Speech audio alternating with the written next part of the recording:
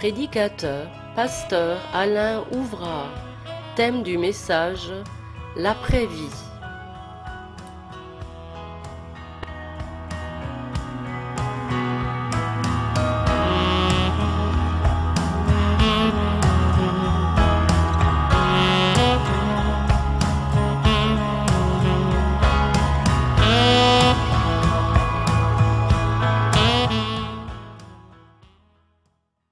Ce soir, et je vous invite à une méditation qui se situe dans l'évangile de Luc, une parole qui, comme c'est vrai toutes les autres, comme à chaque fois, eh bien, porte à la réflexion.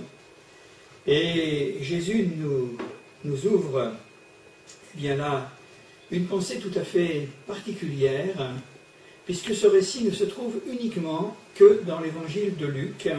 Et heureusement qu'on a finalement ce passage, parce qu'il nous laisse en effet eh bien là, pas mal de choses sur lesquelles nous pouvons eh bien, nous préparer.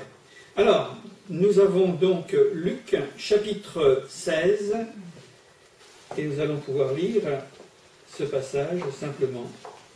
Luc chapitre 16.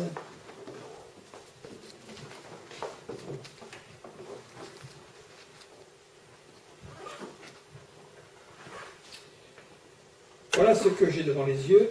Il y avait un homme riche, un homme qui était vêtu de pourpre et de fin lin, et qui chaque jour menait joyeuse et brillante vie. Un pauvre nommé Lazare était couché à sa porte, couvert d'ulcères, et désireux de se rassasier des miettes qui tombaient de la table du riche, et même les chiens venaient encore lécher ses ulcères. Le pauvre mourut, et il fut porté par les anges dans le sein d'Abraham. Le riche mourut aussi, et il fut enseveli. Dans le séjour des morts, il leva les yeux, et, tandis qu'il était en proie au tourment, il vit de loin Abraham et Lazare dans son sein. Il s'écria, « Père Abraham, aie pitié de moi et envoie Lazare pour qu'il trempe le bout de son doigt dans l'eau et me rafraîchisse la langue.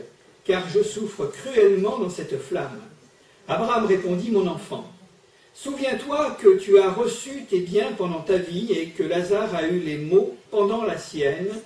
Maintenant, il est ici consolé et toi tu souffres. D'ailleurs, il y a entre nous et vous un grand abîme, afin que ceux qui voudraient passer d'ici vers vous et de là vers nous ne puissent le faire. » Le riche dit, « Je te prie donc, Père Abraham, d'envoyer Lazare dans la maison de mon père, car j'ai 5 frères. C'est pour qu'il leur atteste ces choses, afin qu'ils ne viennent pas aussi dans ce lieu de tourment. » Abraham répondit, « Ils ont Moïse et les prophètes, qui les écoutent. » Et il dit, « Non, Père Abraham, mais si quelqu'un des morts va vers eux, ils se repentiront. » Et Abraham lui dit, « S'ils n'écoutent pas Moïse et les prophètes, ils ne se laisseront pas persuader même si quelqu'un des morts ressuscité. » Voilà. Eh bien, nous allons entreprendre cette méditation tout simplement, et je crois qu'il s'agit d'un tableau, en quelque sorte, comparatif, on peut dire cela comme ça, entre deux hommes.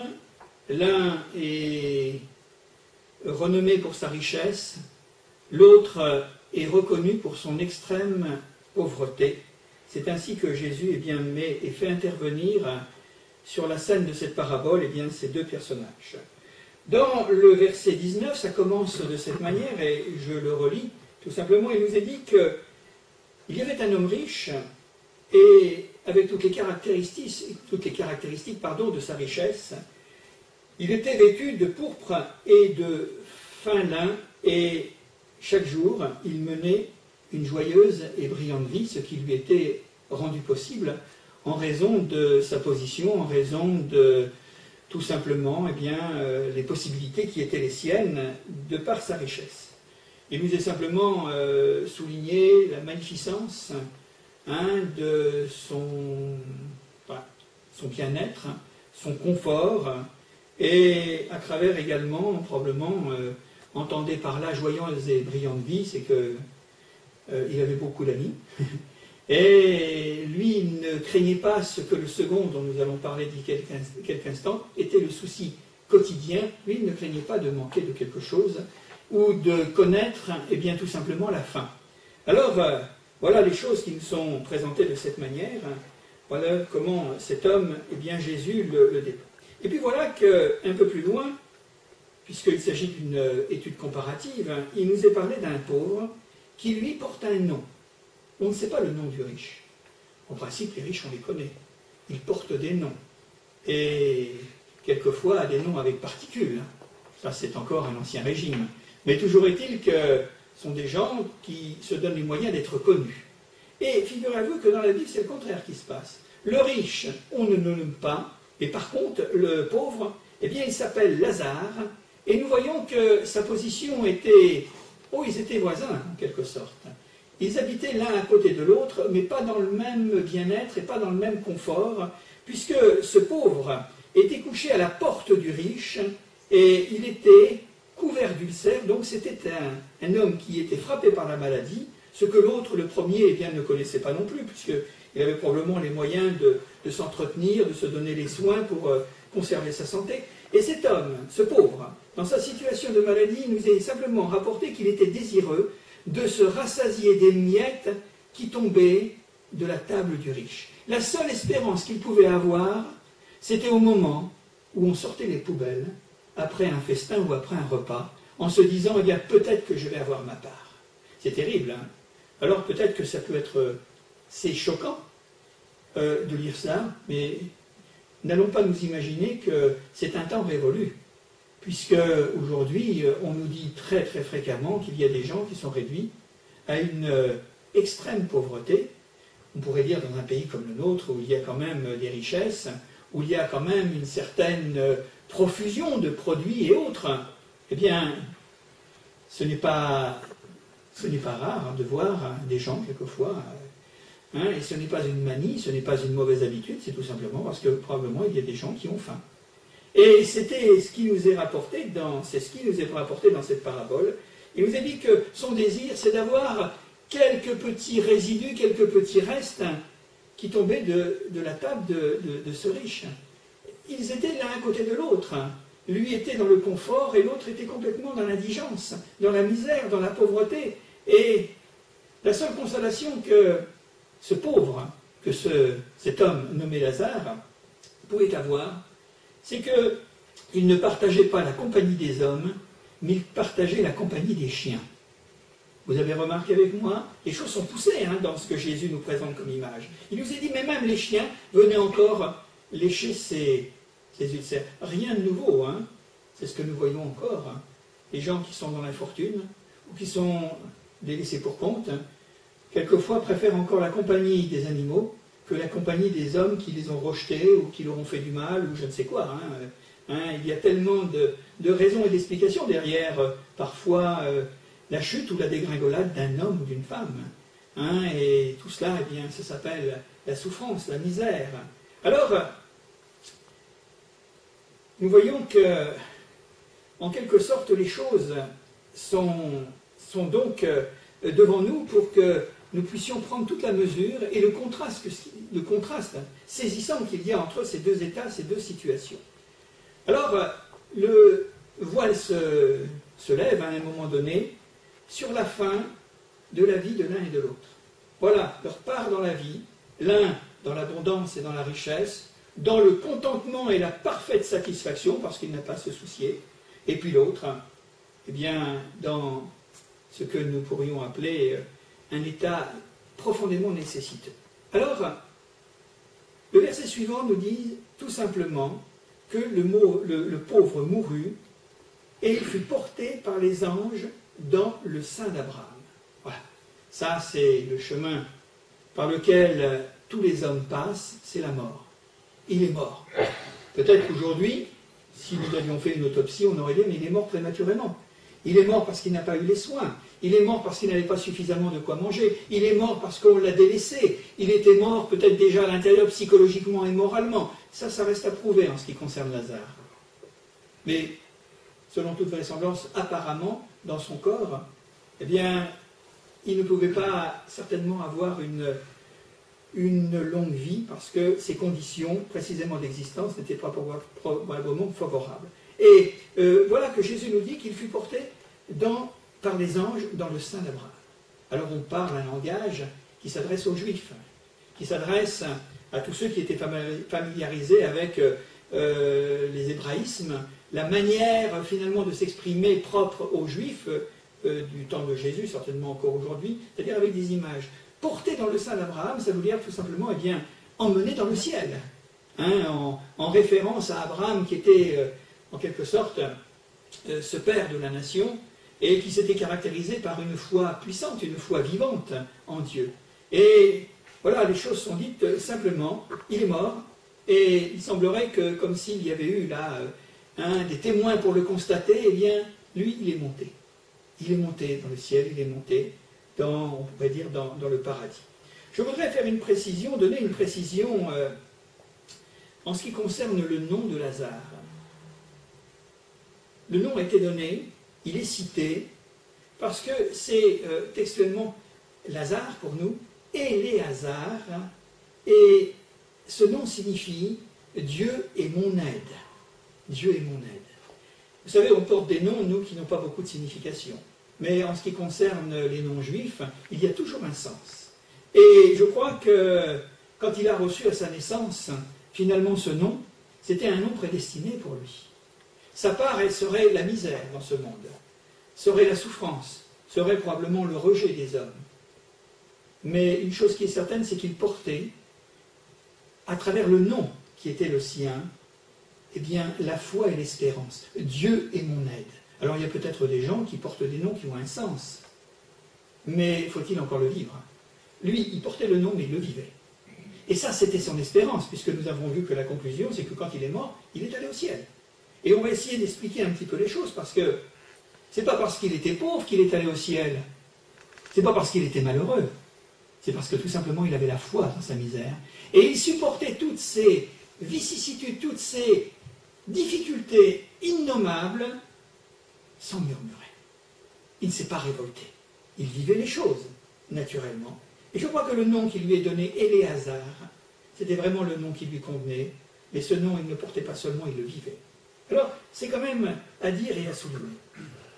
Et par la suite, nous voyons qu'il y a ce contraste, je me permets d'insister, ce contraste flagrant de la nudité de l'un et de l'opulence de l'autre, et nous voyons que le premier est affamé, le second est plus que rassasié. Et on l'a dit, on l'a souligné, cet homme était abandonné de tous les hommes. Pour aller un peu plus loin, il nous est dit que le pauvre donc est mort, et c'était la fin pour lui des privations et des souffrances. La mort est quelque chose qui est une hantise pour les hommes. On l'a appelée à juste titre tout simplement la reine des épouvantes. Mais pour certains, pour les croyants, pour celui qui a véritablement une espérance au fond de son cœur, la mort n'est pas vue de la même manière que peut-être beaucoup et des millions d'hommes qui appréhendent, qui ont cette peur effroyable de devoir quitter cette terre, de devoir partir. Or, pour Lazare, c'était certainement un terme à ses souffrances et à ses misères.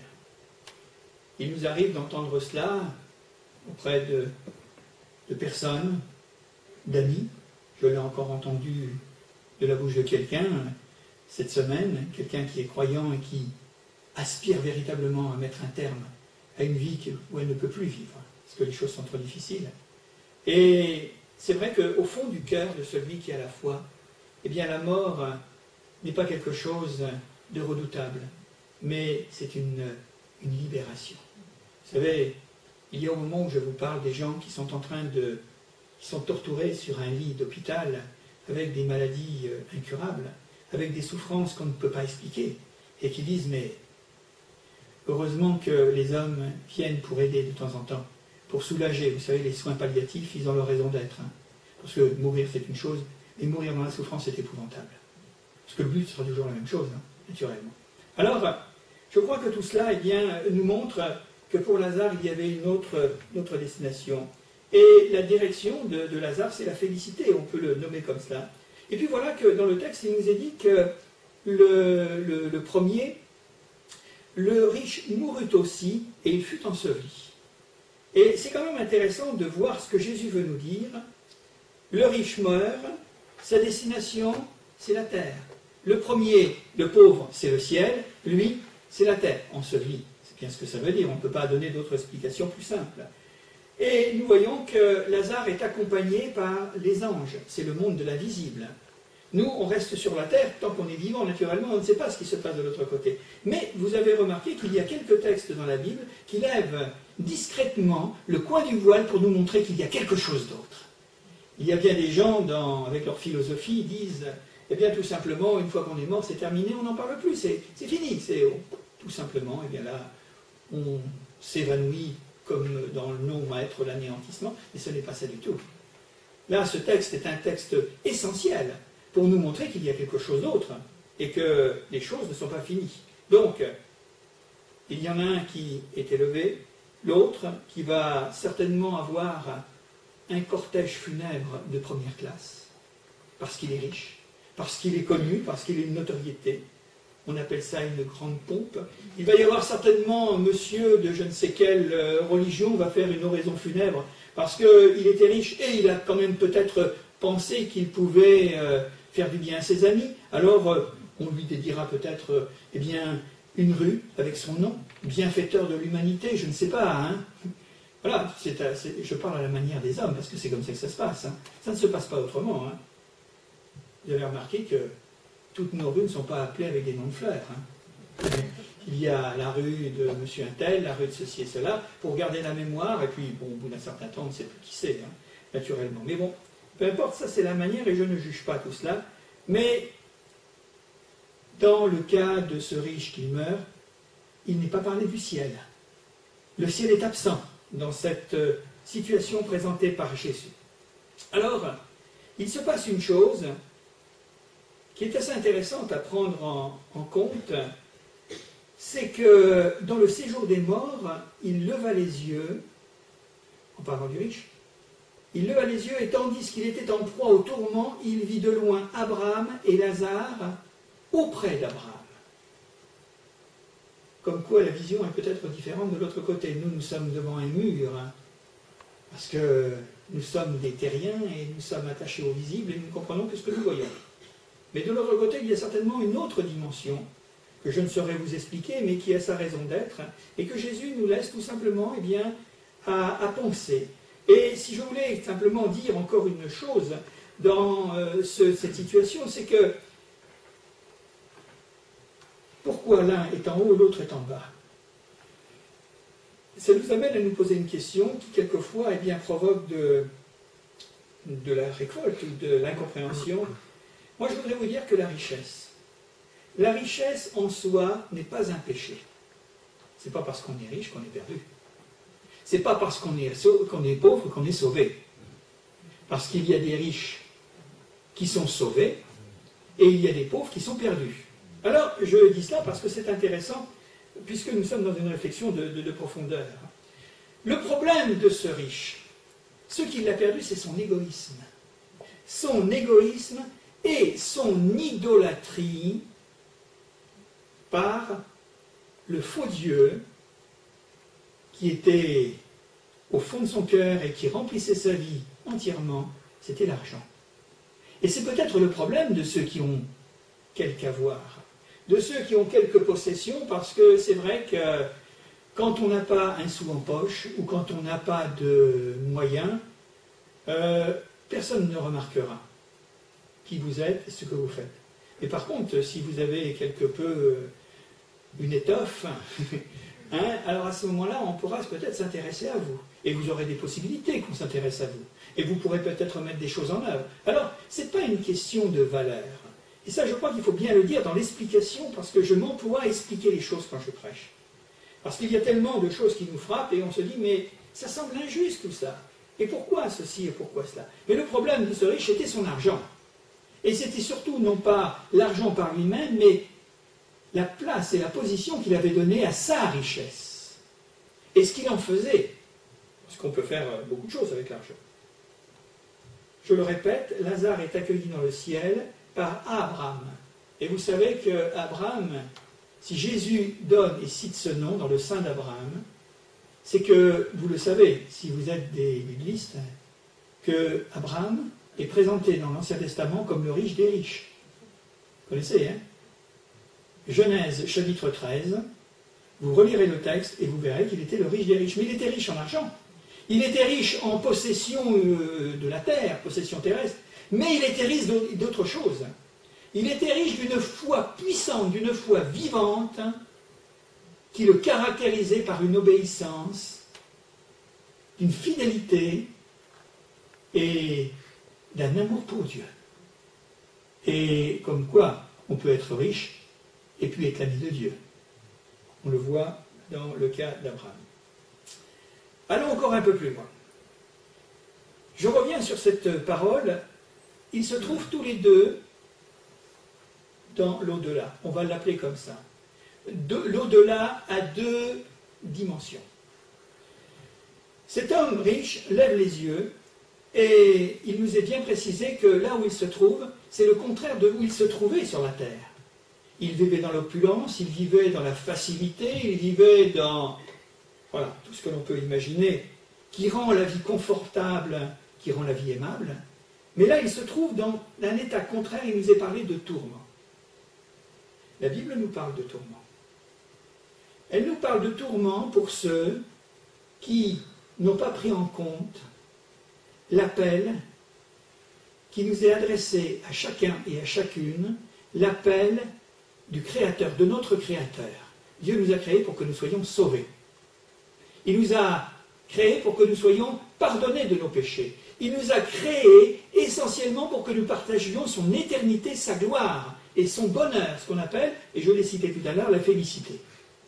Maintenant, entre ce que Dieu a prévu pour nous et ce que nous voulons, et ce que nous désirons, ce que nous entendons faire de la liberté qu'il nous a donnée, parce que nous ne sommes pas des robots, c'est ce qui fait justement la destination de cet homme, parce qu'il était juif, vraisemblablement, il avait probablement entendu parler de Dieu, il allait probablement, peut-être plusieurs fois par semaine à la synagogue ou au temple, mais ce n'était pas pour ça qu'il était sauvé. C'est que le salut repose sur un autre fondement, sur d'autres principes. Alors il se trouve là tourmenté, et il aperçoit, pour nous montrer qu'il y a quand même une conscience, qu'il y a quand même quelque chose qui caractérisera l'au-delà, même l'au-delà infernal. Et il a vu Abraham, Lazare dans son sein. Il connaissait bien Lazare, pour être passé si souvent devant lui, peut-être en le chassant ou en le faisant chasser, parce qu'il faisait quand même tâche à la porte de ce riche, Lazare, le pauvre Lazare, avec ses chiens. Alors là, il le connaissait bien, et il le reconnaît de l'autre côté. Les choses sont présentées. Et il va crier, il va s'écrier, « Mais Père Abraham, aie pitié de moi et envoie-moi Lazare pour qu'il trempe le bout de son doigt dans l'eau et me rafraîchisse la langue, car je souffre cruellement dans cette flamme. » Ça étaye un petit peu la pensée de l'enfer. Bon, je ne veux pas trop m'étendre, parce qu'il y a des choses beaucoup plus positives à dire, même quand on prêche l'Évangile. Moi, je ne prêche pas l'enfer, je prêche le ciel. Je prêche le salut en Jésus-Christ. Ça, c'est beaucoup plus intéressant. On n'a pas à faire peur aux gens. Donc, il va prier. Il n'avait peut-être pas prié auparavant. Il ne savait peut-être pas prier, mais là, il va prier parce qu'il souffre. Remarquez, vous savez, quelquefois, la souffrance nous amène à prier, à crier et à prier. Et il va dire, « Mais Père Abraham, eh bien, aie compassion de moi, et tu m'envoies Lazare, comme si Lazare était son larbin, excusez-moi. » Parce que quand il l'a connu sur la terre, c'était un pauvre homme qui n'était bon qu'à servir les autres. Et il se prend encore pour un maître de l'autre côté. Donc il n'a rien compris. Puisque la situation a complètement été renversée, elle a été complètement changée. Envoie-moi Lazare. Et il va tremper le bout de son doigt et il va me rafraîchir parce que moi je suis malheureux. Mais est-ce qu'il avait pensé une minute que lui, quand il était dans sa somptueuse demeure, en menant une vie comme cela nous est présenté, est-ce qu'il avait souffert, est-ce qu'il avait pensé un instant que ce pauvre homme, qui était de la même patte que lui, qui avait bien là les mêmes caractéristiques de l'homme sur cette terre, qui était fait tout simplement d'argile, que lui, ce Lazare à sa porte, était aussi en train de souffrance, mais il n'a jamais eu un mot s'y intéresser ou faire quoi que ce soit en sa faveur. Nous sommes là vraiment dans une vision d'outre-tombe, hein. On peut le dire, même si les mots sont un peu forts. Alors il va faire monter des tourments, des supplications. Il y a comme un réveil tragique quand il se trouve dans cette situation de l'au-delà, et il va dire, mais souviens-toi. Oui, souviens-toi. Vous savez, je pense qu'il est bon de réfléchir. Et ce texte est là tout à fait pour nous amener à prendre toute la mesure de ce qu'est notre vie et la position qui doit être la nôtre. Alors Abraham a répondu, mais mon enfant, vous remarquerez qu'il y a beaucoup de compassion, il n'y a pas de jugement, et en quelque sorte, je dirais, de paroles qui appuient encore la condamnation. Mon enfant, souviens-toi que tu as reçu tes biens pendant ta vie, et que Lazare a eu les maux pendant la sienne. Maintenant il est ici, il est consolé, mais toi, tu souffres. Ah, c'est impossible cette histoire. Impossible. Je voudrais appuyer sur ce terme quand il est dit ceci, souviens-toi. Vous savez que dans le livre de l'Ecclésiaste, un livre de la Bible, les premiers versets du chapitre 12, vous connaissez le texte, souviens-toi de ton Créateur avant que les jours mauvais n'arrivent. Et le fait même d'être là ce soir à partager cette réunion, cette méditation, le fait même d'ouvrir la Bible sur ce texte et de pouvoir l'entendre, c'est une interpellation pour les uns et pour les autres, où Dieu nous dit, où Dieu nous rappelle, mais souviens-toi, souviens-toi, que fais-tu du capital vie que je t'ai donné? Est-ce que ce capital tu le dilapides? Tu en fais comme bon te semble? Mais sache qu'à un moment ou un autre, il faudra en rendre le fruit. Il sera bon ou il sera mauvais. Et toute la différence, ce n'est pas Dieu qui fait les choses, ce n'est pas Dieu qui condamne, ce n'est pas Dieu qui juge, ce n'est pas Dieu qui envoie là les hommes où ils ne devraient pas aller. Mais c'est notre choix personnel. C'est tout simplement notre choix personnel. Quand il est dit, quand Jésus nous dit qu'il y a beaucoup d'appelés, mais il y a peu d'élus, mais le problème, c'est que tous les hommes sont appelés à répondre à l'appel de Dieu. Mais c'est que nous ne nous présentons pas à l'élection. Et il va y avoir des élections. Si quelqu'un peut être pressenti pour être, je ne sais quel, avoir quelle place d'autorité, et puis gouverner d'une manière ou d'une autre, mais s'il ne se présente pas, il ne sera jamais élu. Il y a beaucoup d'appelés, mais il y a peu d'élus. Et on s'aperçoit que cet homme était appelé comme Lazare, ce riche. Mais pour lui, ça ne l'intéressait pas du tout. Dans sa situation là, sur terre, ça ne l'intéressait pas. Alors, en quelque sorte, Abraham va lui dire, mais souviens-toi que pendant ta vie, tu t'es donné finalement les moyens de vivre comme tu l'as voulu. Alors lui, il était dans la tristesse, maintenant il est consolé. Toi, tu étais dans ton euphorie de possession et ta vie d'indifférence, et maintenant, eh bien, tu souffres. C'est la constatation. Et puis Abraham va dire aussi à cet homme, mais cette chose dont nous avons besoin aussi de prendre conscience, il dira, il y a entre nous et vous un grand abîme, afin que ceux qui voudraient passer d'ici vers vous, ou de là vers nous, ne le puissent le faire. Et oui, pour nous dire quoi? Pour nous dire que les problèmes de l'éternité se règlent ici-bas, mais une fois qu'on est de l'autre côté, c'est fini. Il n'y a pas de... C'est une cloison étanche. Le choix qui nous est donné, nous les hommes, c'est ici-bas. Ce ne sera pas de l'autre côté. Peut-être les gens se disent, moi quand j'arriverai avec mon Seigneur, eh bien je m'arrangerai avec lui. Ça, reste à voir. Hein. Et quand on lit ce texte, on s'aperçoit, les choses sont claires pour nous dire que c'est maintenant. Vous savez, notre vie, qu'elle soit longue ou courte, mais cette période que Dieu nous donne entre la naissance et puis notre départ, mais c'est une école. C'est un test.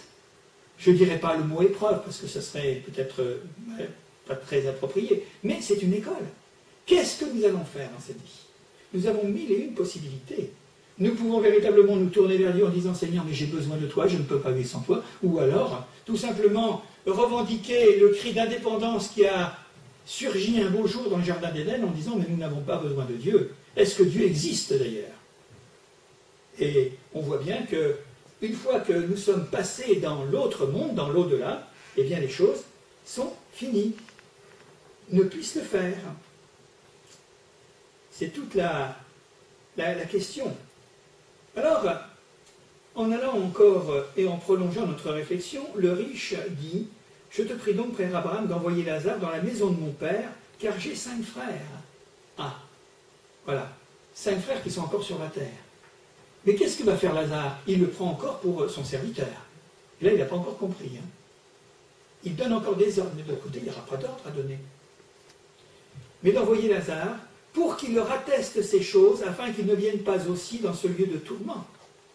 Oui, dans cet au-delà du trop tard, il s'aperçoit que finalement, eh bien, il y a des membres de sa famille qui vivent la même chose que lui, qui sont dans l'insouciance complète, et il voudrait bien maintenant faire de l'évangélisation. L'évangélisation, elle se fait ici-bas, elle ne se fera pas de l'autre côté. Hein. On est d'accord? Parce que le Seigneur nous demande de parler à nos semblables. Il aurait pu faire venir des légions d'anges pour convertir le monde. Il a pris des hommes et des femmes comme tout à chacun. Et c'est à nous d'être les ambassadeurs de son royaume. C'est à nous d'être les témoins, finalement, de cette bonne nouvelle de l'Évangile. Mais ce n'est pas de l'autre côté que les choses se passent. C'est figé pour l'éternité, on n'en parle plus. Et lui, il s'était imaginé, parce que, vous comprenez, quand on tenait une religion, ce n'est pas forcément la foi qui sauve. Hein.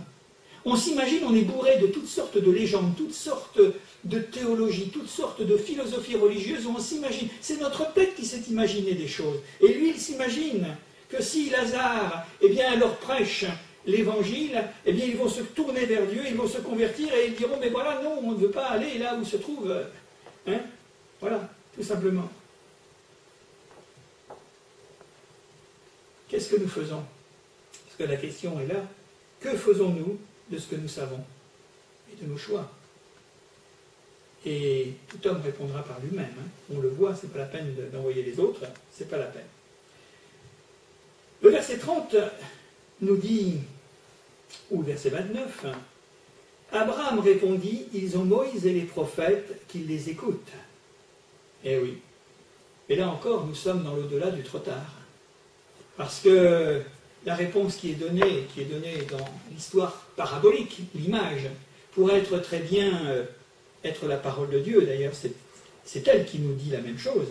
C'est que, mais sur cette terre, nous avons la possibilité d'entendre la voix de Dieu, l'appel de Dieu, parce que Dieu parle, comme nous le lisons, tantôt d'une manière, tantôt d'une autre. Et là, par toujours dans ce contexte de la pensée israélite, eh bien, ils ont Moïse et les prophètes, eh bien, qu'ils les écoutent. Nous, on pourrait dire, mais aujourd'hui, mais les hommes ont la Bible. Les hommes peuvent, à un moment ou à un autre, eh bien, se tourner vers Dieu et puis exprimer leurs besoins, leurs souffrances dans une prière ou tout simplement leur reconnaissance, ce qui serait la moindre des choses, ne serait-ce que d'avoir la vie. Alors nous avons, nous aussi, dans notre temps, autant de moyens pour connaître Dieu si nous voulons. Et il semblerait qu'il y ait finalement une réaction qui soit tout à fait contraire, où les gens ne veulent pas en entendre parler. Ils ne veulent pas en entendre parler. Alors, il dit non, ce riche. Il dit non, Père Abraham, mais si quelqu'un des morts va vers eux, ils se repentiront. Ça, c'est encore des idées. Et des idées qui n'ont pas tout à fait, qui ne tiennent pas tellement, eh bien, comme on dit, la route. Hein. Nous voyons que dans son aberration de raisonnement, ce riche, dans son délire, et dans ce qu'il pense, et qui est faux, il va jusqu'à contredire la vérité, et pour cela, même en faisant dire à Dieu qu'il s'est trompé dans le moyen de sauver les hommes. En disant bien, même Abraham, même les prophètes, ça ne sert à rien. Comme aujourd'hui, on pourrait dire, mais même la Bible, ça ne sert à rien. Mais il y a beaucoup de gens qui disent que l'Évangile, ça ne sert à rien, que la Bible, ça ne sert à rien, qu'entendre une prédication, ça ne sert à rien, et que finalement prier, ça ne sert à rien. Voilà l'argument. Finalement, c'est une accusation contre Dieu, en disant, c'est Dieu, en disant, Seigneur, si les hommes sont perdus, mais c'est de ta faute. Parce que tu n'as pas pris le bon moyen. Or, le bon moyen qui nous est donné dans l'Évangile, c'est quoi? C'est de croire que Jésus est mort pour nous, et que nous sommes sauvés uniquement par grâce. Tout simplement, il n'y a pas autre chose. Et si nous croyons ça, nous sommes sauvés. Et nous reverrons Lazare. Enfin, on verra dans quelles conditions, mais toujours est-il que, bien sûr, il y a ceux qui sont sauvés, ceux qui sont rachetés, et ceux qui sont perdus.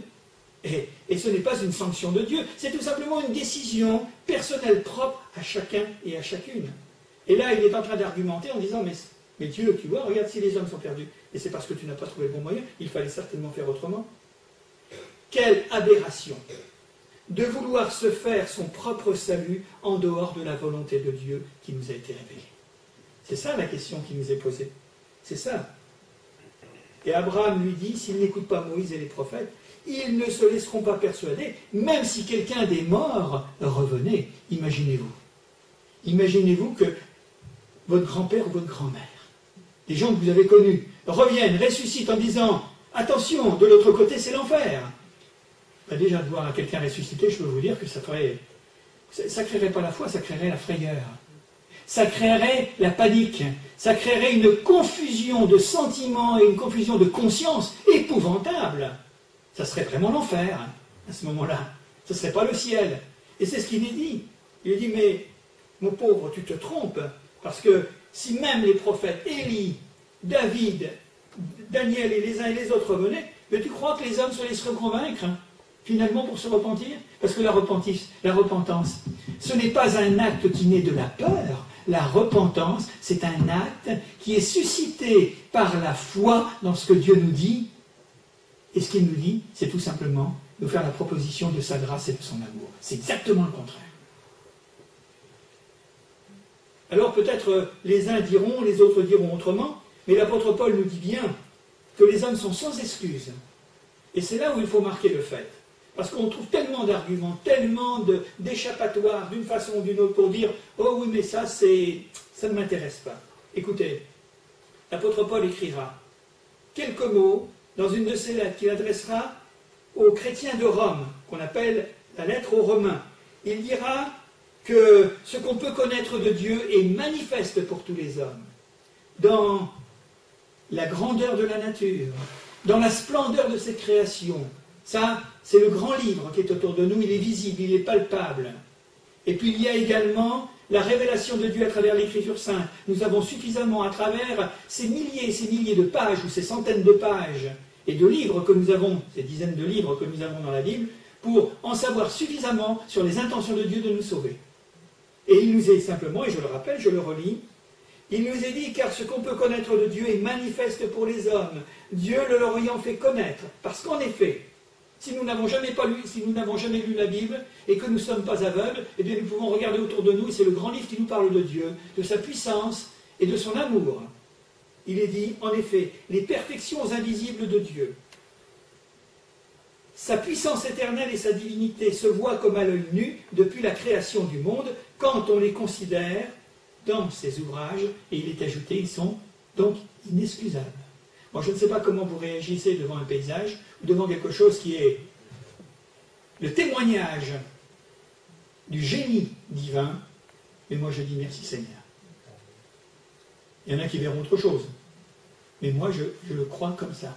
Et quand je lis la Bible, comme vous le faites, et que je découvre tout ce qu'il peut y avoir de sagesse, tout ce qu'il peut y avoir de cette intelligence supérieure, quand je vois la manière dont Dieu s'y prend dans son plan de rédemption, de salut pour attirer les hommes, je me dis, mais aucun écrivain, aucun philosophe n'aurait eu cette pensée et ces idées, parce que ce sont des pensées, des idées géniales, qui viennent d'un autre monde, qui viennent du ciel.